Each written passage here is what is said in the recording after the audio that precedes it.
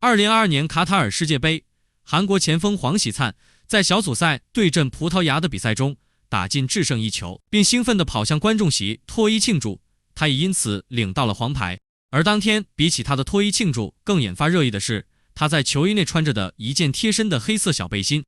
一时间，各社交网络上都在纷纷议论黄喜灿穿着的到底是什么，特别是只到胸部以下的小背心的形状与女性运动胸罩相似，引发了人们的好奇。更有调皮的韩国球迷发现，黄喜灿穿着黑背心的样子和孙兴敏戴着黑色保护面罩的样子很相似，直接将两者合二为一，做成了搞笑的拼图。此外，瑞典神塔伊布也曾因身穿这种黑色小背心训练而登上热搜，并被调侃性感如美女。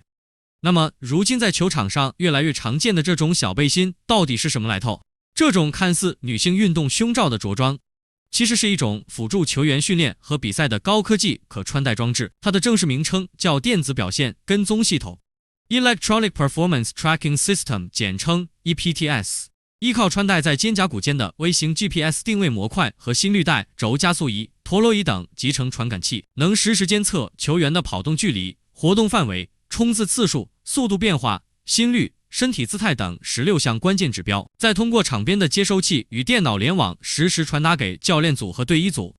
随着2014年巴西世界杯冠军德国国家队的积极使用 EPTS 开始受到关注，巴西世界杯开赛前，德国国家队在训练中全面引进了德甲霍芬海姆俱乐部母公司 SAP 软件公司生产的 EPTS 系统。凭借这套系统的帮助，德国队为迎战世界杯制定了更有针对性的训练计划，并改进了战略和战术。德国队在半决赛中以7-1的压倒性比分战胜了东道主巴西队，在决赛中由利亚梅西领衔的阿根廷队最终获得了冠军。结果而论， EPTS 系统成为了著名的米内罗之痛的起点，也成为这支冠军球队隐藏的功臣。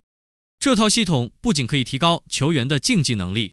还可以检测疲劳度、伤势等。除了心率监测可以预警心脏问题，该系统还能预估身体其他部位可能的伤病。例如，当球员的跑步姿态失衡时，系统会提示潜在的肌肉或关节损伤风险，帮助队医提前干预。英超豪门阿森纳通过使用此类系统，将赛季内球员伤病次数从44次降至22次。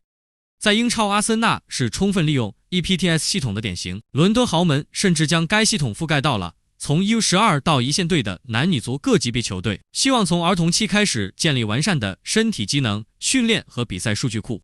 并基于此培养新人，为一线队输送人才。这种全年龄段覆盖的大数据系统已经从阿森纳向整个英超乃至欧洲大陆的豪门扩散，成为新的趋势。据悉，目前在欧洲5大联赛中，98% 以上的球员在训练和实战中使用这类系统。EPTS 的普及虽提升了训练科学性和战术透明度，但也引发多重争议。一、球员隐私。球员生理数据的商业化使用边界模糊，如 FIFA 系列足球游戏的开发商 EA Sports 公司已连续多年使用足球运动员生物识别信息。近年来，该公司遭遇了侵犯球员肖像权、隐私权等诸多诉讼。二、技术依赖。部分教练过度依赖 EPTS 指标，可能忽略了球员的主观意志和诉求。在技战术决策上，教练应在多大程度上依赖数据分析，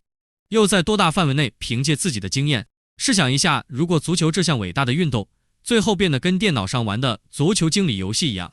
是会更有趣还是更乏味？三、公平性质疑。财力雄厚的俱乐部能使用更先进的 EPTS 系统，会加剧竞技水平的不平衡。随着技术成本下降，StatsPost 等公司已推出面向业余球员的低价版本，价格约$300，让普通球迷也能体验职业球员的数据化训练。EPTS 不仅是球员们的隐形教练，更是改变了现代足球的训练和比赛方式。未来，这类设备会与 VR、AI 结合，进一步革新足球训练模式。